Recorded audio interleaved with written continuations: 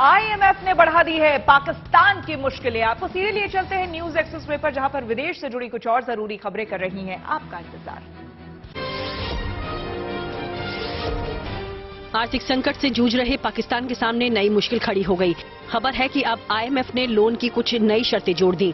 इसमें बिजली के दाम बढ़ाना भी शामिल है। कहा जा रहा है कि ये शर्तें सामने आने के बाद शहबाज सरकार में हड़कंप मच गया, क्योंकि पहले ही वो कई शर्तें पूरी करने में हाथ खड़े कर चुकी है।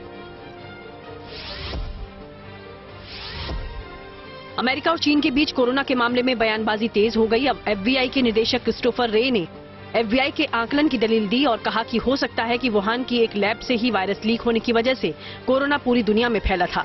हाल ही में अमेरिकी एनर्जी डिपार्टमेंट की रिपोर्ट में भी ऐसी ही बात कही गई थी, लेकिन चीन ने इस पर अपनी नाराजगी जता दी थी।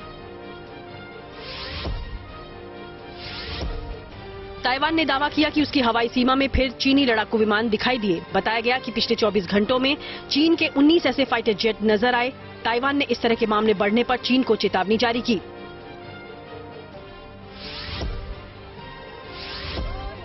पेरू से एक भूस्खलन का वीडियो सामने आया। इस हादसे में 10 मकान जमींदोज हो गए। भूस्खलन के दौरान पहाड़ी का बड़ा हिस्सा पेड़ों के साथ नीचे खिसक आया। पल भर में ऐसा लगा कि जैसे वहां मिट्टी की नदी बह रही हो।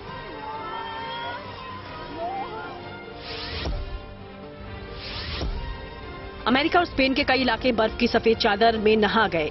अमेरिका के न्यूयॉर्क और दूसरे इलाकों में हर तरफ बर्फ ही बर्फ दिखाई दे रही है। कहीं पेड़ पौधे बर्फ से ढक गए हैं तो कहीं गाड़ियों पर बर्फबारी होती दिखी। उधर स्पेन में भी भारी बारिश और बर्फबारी हुई। इसके अलावा कुछ जगहों पर तूफान ने भी लोगों की मुश्किलें बढ़ा दी।